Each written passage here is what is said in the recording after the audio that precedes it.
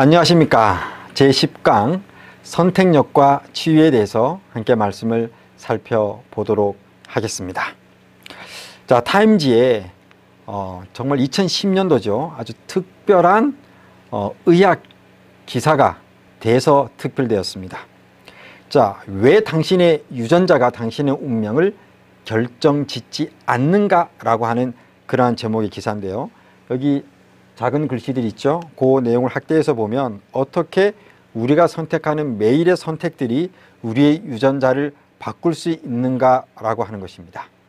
자, 여기에 보면 에피제네틱 코드라고 하는 것이 나오는데요. 에피제네틱스 하게 되면 후성 유전자 학입니다. 에피는 위에 혹은 후라는 뜻이고요. 그 다음에 제네틱스는 기존에 있던 유전자 학입니다.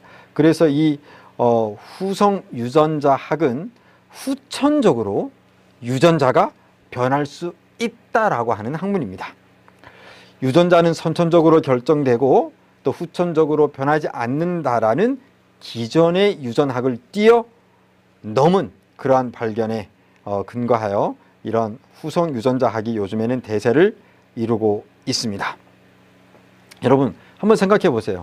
이제 유전자가 발달이 되면서 이제 공부를 이렇게 하면서 질병은 유전자가 변질되거나 잘못됐기 때문에 온 것이다 라고 다 동의하게 되었습니다. 그게 과학적 사실입니다. 그러면 유전자가 바뀔 수 있네? 그 말은 유전자가 다시 어떻게 될 수도 있다는 겁니까? 네, 유전자가 다시 회복되고 또 치유될 수도 있다라고 하는 것을 전제하고 있습니다. 그렇기 때문에 우리가 이제 이 후성 유전자학을 통해서 이 DNA라고 하는 것은 우리가 바꿀 수 없는 것이 아니라 우리의 매일의 삶에서 바꿀 수 있는 어떤 메커니즘이다 라고 하는 사실을 강조하고 있는 것입니다. 그러면서 아주 이 삶에 있어서 아주 작은 것들이 우리에게 실질적으로 매우 큰 효과를 준다라고 하는 것입니다. 그래서 이 일반적인 유전자학을 믿었던 사람들 중에 여러분 잘 아시는 것처럼 2013년도에 38세의 나이로 유방 절제술을 선택한 어떤 사람이 있어요? 안젤리나 졸리입니다. 그렇죠? 이 사람. 자, 이 사람이 유전자 검사를 이렇게 했더니 내가 유방암을 이렇게 만드는, 통제하는 그러한 DNA가 매우 약하고 거기에 걸릴 확률이 매우 높다라고 하는 것을 그가 깨닫게 되었습니다. 그래서 어떻게 했어요? 내 후손들에게, 내 자녀들에게 부모가 이렇게 유방암이 걸리면 나중에 안 되니까 그럴 가능성을 미리 차단하기 위해서 그냥 암이 아닌데도 불구하고 유방 절제술을 한 그러한 일도 있었습니다. 자, 우리가 사실 이 DNA는 여기 후성 유전자학을 통해서 보게 되면 여기 이제 그 안에 있는 기사를 잠깐 이렇게 보면요. 자, 이 DNA는 컨트롤 됩니다. 통제돼요. 시그널, 어떤 시그널이에요? 세포 안에서 오는 시그널은 그쵸? 세포 밖에서 오는 시그널입니다. 그 신호에 의해서 컨트롤 되는데, 자, 에너제틱 메시지입니다. 어떤 에너지를 가지고 있는 어떤 메시지, 그쵸? 그런 것에 의해서 이런 것들이 통제되는데, 그것이 긍정적인 것이든지 부정적인 것이든지 그 생각에 의해서 만들어지는 어떤 에너지, 힘을 가지고 있는 그런 어떤 메시지에 의해서 우리 DNA가 어떻게 된다? 통제된다라고 하는 사실입니다. 자, 이것은 정말 대단한 것입니다. 그래서 우리가 지난 시간에도 말씀드렸지만 마음의 변화와 이 DNA는 밀접하게 연관이 되어 있을 수밖에 없습니다. 우리 DNA는 마음의 변화에 따라 움직입니다. 그것이 더 강해지고 활성화되기도 하고 그것이 약화되고 또 변질되기도 하는 것이죠. 자, 이것을 가장 잘 알 수 있는 실험이 여러분들도 아마 아실 겁니다. 러시아의 이 파블로프의 조건 반사 실험입니다. 이것을 보게 되면 이 유전자라고 하는 것은 우리의 어떤 생각, 어떤 뜻에 반응한다라고 하는 사실이 분명히 드러나게 됩니다. 자, 여기 음식이 있습니다. 자, 음식을 보고 개가 지금 뭐를 흘리고 있죠? 침을 흘리고 있습니다. 이 음식을 딱 보니까 뭐예요? 먹지도 않았는데 이미 어떤 일이 벌어집니까? 예, 유전자가 켜집니다. 자, 침샘에서 침을 나오게 하는, 그쵸? 유전자가 이렇게 딱 켜져요. 그리고 또 뭐예요? 예, 이 엔돌핀이 또 기분이 좋아지잖아요. 엔돌핀이 딱 나와가지고 꼬리를 살랑살랑 흔들면서 그 음식을 맛나게 먹게 됩니다. 자, 그런데 이제 이 상태에서 이제 조건을 겁니다. 어떤 조건을 거는가 하면, 예, 종을 땡 하고 칩니다. 땡 하고 쳤을 때 이 강아지는 지금 아무런 반응이 없습니다. 왜냐하면 이 소리에 아무런 의미가, 뜻이 없기 때문에 그런 것입니다. 아무 게 없어요. 아무런 반응이 없습니다. 그렇죠? 그런데 땡 종을 치고 그 다음에 맛있는 고기를 딱 줬어요. 그랬더니 맛있게 먹었습니다. 그것이 2번 반복되고 3번 반복됐습니다. 땡 치면 이제 뭐가 나오는구나? 맛있는 고기를 주는구나 라고 이 개가 인식하기 시작을 했습니다. 자, 이전에는 아무런 인체의 반응이 없던 그냥 땡 하는 그 소리가 이제는 뭐예요? 의미를 가지게 되었습니다. 그렇죠? 뜻을 가지게 되었습니다. 어떤 뜻입니까? 맛있는 음식이 나오는구나 라고 하는 뜻이 생겼습니다. 그래서 음식이 안 나오고 그냥 뭐예요? 땡 종소리만 쳐도 침이 쫙 나오고, 그 다음에 모든 인체는 음식을 받을 준비를 하는 그런 호르몬 유전자가 쫙 켜져서 그러한 어떤 소화와 관련된 그런 준비를 쫙 하게 됩니다. 그리고 꼬리를 싹 흔들게 되죠. 그리고 나서 땡 치고 그 다음에 음식을 주면 음식을 맛있게 먹습니다. 그렇죠? 자, 이렇게 여러분 사실 아무런 의미도 없던 그 소리에 의미가 전달되니까 뭐가 켜집니까? 유전자가 켜지는 것을 알 수가 있습니다. 여러분 정말 신기하죠? 그런데 조금 여기서 한 걸음 더 들어가 보도록 하겠습니다. 자, 이제는 땡 쳤는데도 뭐를 안 줘요?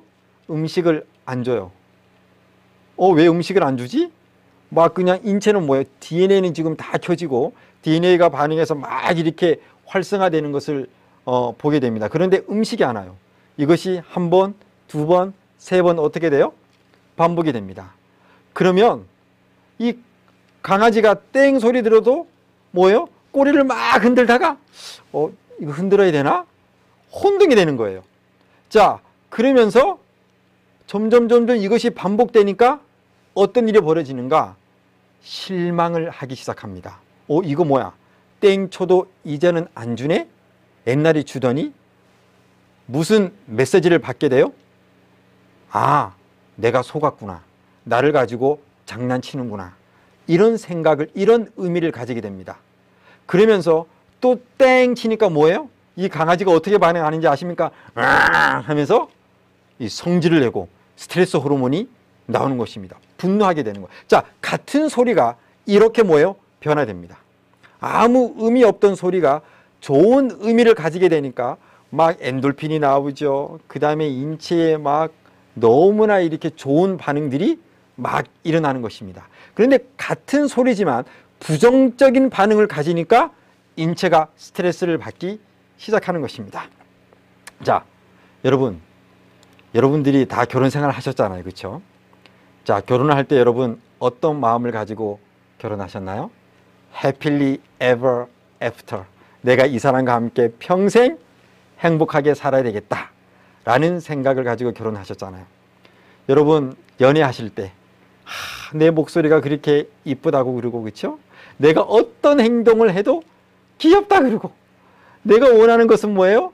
다 사주고 다 내 말을 들어주고, 그래서 그 사람과 함께 있으면 뭐예요? 유전자가 막 활성화되는 거야. 너무 좋아. 그래서 이 사람과 함께 영원히 살아야 되겠다 라고 생각을 해서 여러분들이 뭐 한 겁니까? 결혼한 겁니다. 그런데 결혼하고 살다 보니까 점점 뭐예요? 내가 하는 말도 니 뭐 하고 있노? 그러면서 뭐예요? 전혀 관심을 안 두고, 그러면서 뭐예요? 내가 결혼을 잘한 거 맞나? 계속 살아야 돼 말아야 돼? 마치 강아지가 꼬리를 흔들어야 돼 말아야 돼? 고민하는 것처럼 그 과정을 우리가 똑같이 하게 됩니다. 그런 것이 반복되다가 이제는 어떻게 돼요? 아, 이 사람이 나를 좋아하는 것 같지 않아. 나의 말도 무시하고 대화를 하려고 해도 받아주지도 않고, 자, 이 사람이 바람을 피우네. 자, 그러면 뭐가 변했어요? 이 사람의 얼굴만 쳐다봐도 그 의미가 변했습니다. 자, 뭘 받아요? 스트레스를 받아요. 그리고 뭐예요? 분노가 치밀어 오릅니다. 그러면서 만났다 하면 뭐예요? 싸우게 되는 거예요. 여러분 보세요. 동일한 사람이에요. 그런데 이 사람에 대해서 좋고 긍정적인 의미를 가지니까 내가 행복하고 그런 호르몬들이 막 나와요. 그런데 반대로 부정적인 생각을 가지니까 내 온 몸이 그렇게 나쁜 쪽으로 변화되는 것입니다. 이렇듯 우리의 유전자는 어디에 반응한다? 뜻에 반응한다라고 하는 사실, 이것이 바로 후성 유전자학의 기초가 되는 것입니다. 그런 것과 관계된 예를 또 하나 들어드리도록 하겠습니다. 자, 아프리카에서 상아가 없는 코끼리가 태어난다고 하는 것입니다. 뭐가 없다고요? 상아가 없는 코끼리가 태어나요.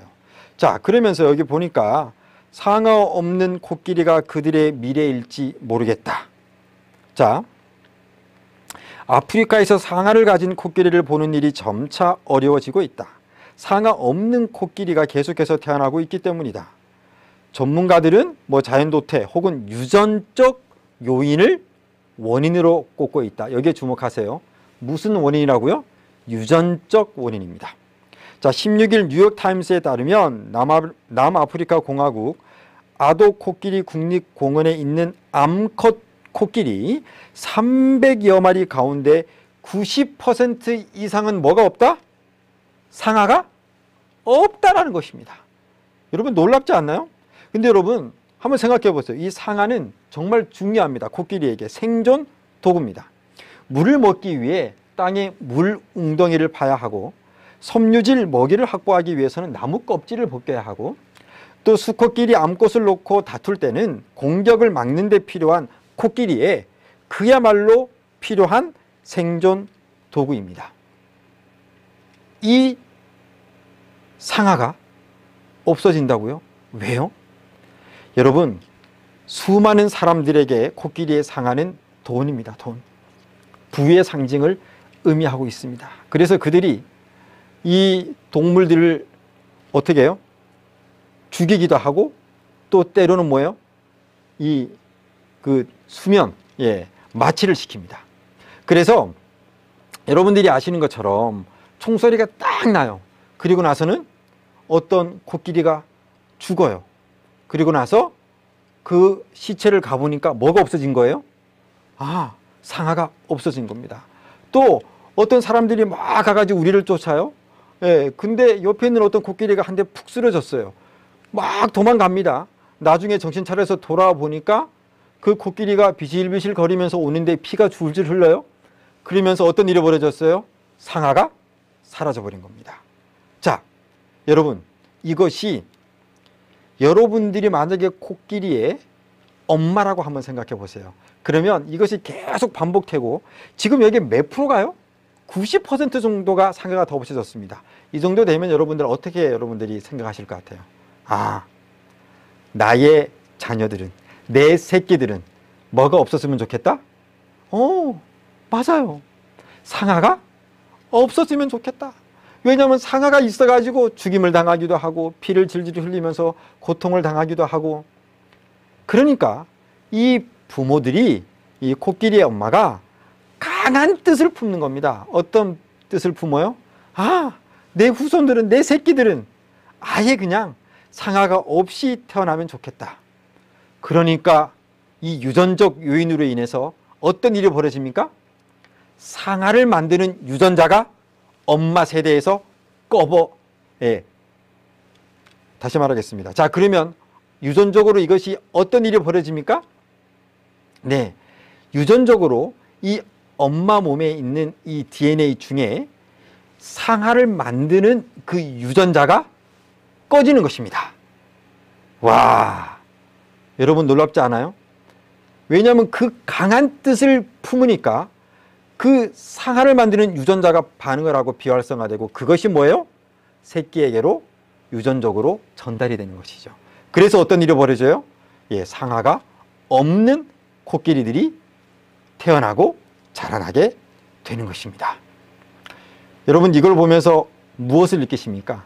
만약에 혹 암 환자들이 이 방송을 보고 있다고 한번 생각해 보시면, 야, 내가 어떤 뜻을 품느냐에 따라 이렇게 중요한 상아까지도 없앨 수 있다면, 반대로 내가 긍정적인 뜻을 품고 창조주 하나님에 대한 분명한 믿음으로 그분이 죽은 사람도 살릴 수 있을진데 나 같은 병을 충분히 살릴 것이다 라고 하는 그 뜻을 품으면 여러분들의 변질된 유전자가 변화될까요? 안 될까요? 어떻게 생각이 되십니까? 물론 당연히 변화됩니다. 이런 것들에 대한 강력한 믿음을 여러분들이 가질 때 놀라운 변화를 여러분들이 경험하게 될 것입니다. 자, 의사오진으로 43년간 휠체어를 탄 사나이가 있습니다. 자, 얼마 전에 중앙일보에 난 기사인데요. 이 포르투갈의 남성 루피노 보레구시입니다. 13살 때 리스본 병원에서 근위영양증이라는 이 희귀성 유전자 질환, 자, 트림이 나와서 다시 하도록 하겠습니다. 포르투갈의 남성 루피노 보레고시입니다. 자, 13살 때 리스본 병원에서 근위영양증이라는 희귀 유전 질환을 진단받고 휠체어 생활을 시작했습니다. 이 근위영양증은 근육이 약해져 걷기 힘든 것은 물론 점차 심장 기능, 호흡 기능까지 악화되는 진행성 불치병입니다. 이 이야기를 듣는 순간 당신은 평생 휠체어를 타고 생활해야 됩니다 라는 말을 들으니까 어떻게 해요? 모든 것이 다 무너져 내리는 거예요. 그래서 그냥 걸을 수 있었음에도 불구하고 이 사람은 휠체어를 타게 됩니다. 그렇게 휠체어 위에서 40년을 넘게 보냈습니다. 자, 2010년에 한 신경과 의사가 그의 병이 근위영양증이 아닌 근무력증이었다는 사실을 발견했습니다. 이 말을 듣는 순간 이 보레고 씨는 정신이 번쩍 났습니다. 이 근무력증은 근육을 사용함에 따라 쉽게 피로감을 느껴 근력이 약해지는 증상은 맞아요. 그러나 약물 치료가 가능한 질병이다라고 하는 사실이죠. 이 말을 듣는 순간 힘이 나서 루피노 씨는 당장 내가 재활치료를 해야 되겠다라고 그렇게 생각을 했겠죠. 그 즉시로 재활치료에 들어갔습니다. 여러분, 마침내 1년 뒤에 그는 드디어 자신의 두 다리로 걷는데 성공했습니다.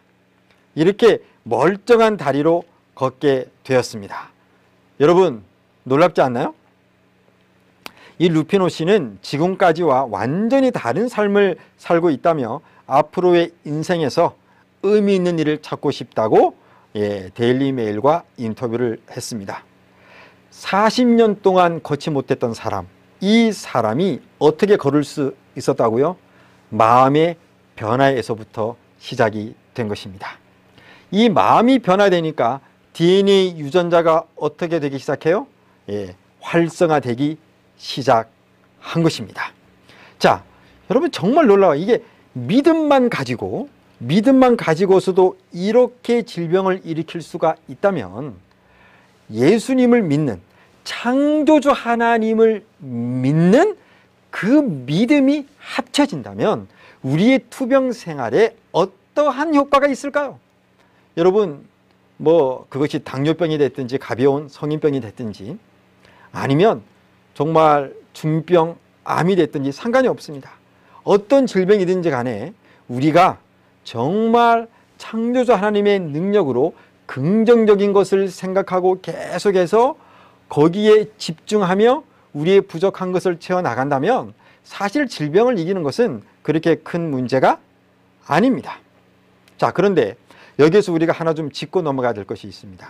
40년 동안 걷지 않았던 이 루피노 씨가 다시 이 휠체어에서 일어나서 또 첫 발을 내디기까지 그 과정이 쉬웠을까요? 어려웠을까요? 네, 매우 어려웠을 것입니다. 포기하고 싶은 마음이 들었을까요? 당연히 포기하고 싶은 마음이 강하게 들을 것을. 네. 자, 다시 하겠습니다. 포기하고 싶은 마음이 들었을까요? 당연히 포기하고 싶은 마음이 들었을 것입니다. 그럴 때마다 이 루피노 씨는 내가 반드시 일어서고 말 거야. 내가 반드시 걸을 수 있게 내 몸을 만들고 말 거야 라는 강력한 의지력을 활용했을 것입니다. 그렇기 때문에 그는 마침내 일어설 수가 있었습니다. 단순하게 그냥 동의하는 정도의 믿음만으로는 우리의 유전자가 활성화되고 우리의 신체를 변화시킬 수 없습니다. 거기에 강력한 믿음이 더해져야 되는데 이 믿음은 바로 의지력과 상관이 있습니다. 아까 우리 조건반사 실험에서 보는 것처럼 미운 사람을 바라보면서 종소리가 울릴 때마다 여러분들은 막 스트레스가 받고 막 분노가 치밀어 오르죠? 그때마다 여러분들은 어떤 생각을 하셔야 돼요? 사랑하고 말 거야. 아, 이제 내가 이 유전자가 긍정적인 신호에 따라 변화되는 걸 배웠어. 그러나 나는 할 수 있어. 내가 정말 저 사람을 볼 때마다 막 스트레스 받고 이렇게 하지만 나는 용서하고 말 거야. 저 사람과 다시 좋은 관계를 만들고 행복하게 살 수 있을 거야 라고 하는 강력한 의지를 활용하는 것이 중요합니다. 자, 여기에서 의지력은 마땅히 귀중히 여겨야 할 만큼 여겨지지 않고 있다. 의지가 각성되고 올바른 지도를 받을 수 있게 하라. 그리하면 그것이, 자, 의지력이 전신에 힘을 나누어 주고 건강을 유지하는데 뭘 줄 것이다? 도움을 줄 것이다. 자, 이 의지력이 올바르게 발휘되면 그것은 상상력을 지배하고 정신과 육체의 질병을 다 같이 저항하고 극복하는데 강력한 수단이 될 것이다 라는 말입니다. 그래서 여러분들은 정말 우리 단순한 생각만으로는 그게 안 됩니다. 왜냐하면 우리가 그렇게 마음을 쉽게 변할 수 있지 않아요. 왜냐하면 나쁜 생각들과 기운들이 몰려오기 때문에 할 수가 없습니다. 그럴 때마다 우리는 의지력을 활용해야 하는 것입니다. 자, 여기 보세요. 원하기만 하면 회복될 수 있는 사람들이 수없이 많다. 하나님은 그들이 병들기를 원치 않으시고 행복해지기를 바라신다. 그러므로 그들은 완쾌하고자 뭐 해야 한다? 결심해야 한다. 그냥 그저 단순히 그냥 긍정적인 생각하면 좋아질 거야. 이 정도 가지고서는 안 된다라고 하는 사실입니다. 자, 그래서요. 때때로 환자들은 단순히 병에 굴복당하지 않은 상태로 편안하게 있으므로 병을 저항할 수도 있습니다. 그러나 그들은 아픔과 고통을 초월하여 그들의 힘에 알맞는 유용한 일을 해야 합니다. 의지력을 활용해야 되는 것이죠. 그래서 우리가 어떤 일들을 하게 될 때 우리 자신들을 바라보고 감정을 살펴보는 것은 현명하지 못합니다. 왜냐하면 우리는 우리의 마음이 우리 것 같지만 사실 우리 게 아니에요. 밀려오는 스트레스와 이것을 안 받았으면 좋겠지만 어떻게 할 수가 없어요. 미워하는 감정이 오면 그것을 내가 통제하고 싶은데 통제가 잘 안 됩니다. 그렇기 때문에 우리는 우리 자신의 감정을 의지하지 말고 그런 부정적인 생각들이 있을 때 눈을 들어 자신을 바라보지 말고 예수님을 바라보아야 하는 거예요. 자, 이 후성 유전자가 발달을 하면서 많은 사람들이 마인드 컨트롤로 어떤 이 DNA를 조절하려고 하는 그러한 시도를 많이 하고 있습니다. 여러분, 정말 그렇게 될까요? 사실은 그렇지 않습니다. 밀려오는 어떤 스트레스와 분노 이런 것들을 우리가 통제할 수 있으면 모든 사람이 병이 안 걸리고 다 나을 것입니다. 그래서 이런 것들이 올 때 우리는 의지력을 활용해서 끊임없이